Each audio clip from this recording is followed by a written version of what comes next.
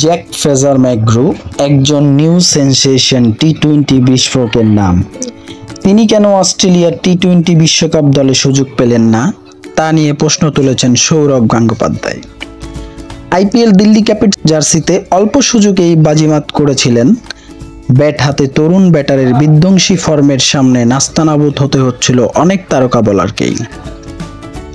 কিন্তু 20 ফরম্যাটের বিশ্বকাপের জন্য অস্ট্রেলিয়ার প্রাথমিক দলে তার জায়গা ছিল না।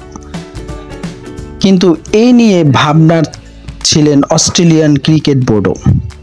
জ্যাক ফ্রেজারকে ছাড়া টি-20 ওয়ার্ল্ড কাপ যেন পূর্ণতাই পাচ্ছিল না অস্ট্রেলিয়ান ক্রিকেটে। অবশেষে চূড়ান্ত যে দল ঘোষণা করা হয়েছে সেখানে নাম রয়েছে জ্যাক ফ্রেজার ম্যাকগ্রোয়ের। শুধু তিনিই নন, নাম রয়েছে ম্যাথু শর্ট। তবে 15 সদস্যের মূল দলে না, দলের সঙ্গে রিজার্ভ প্লেয়ার হিসেবে থাকবেন টি-20 ওয়ার্ল্ড কাপে।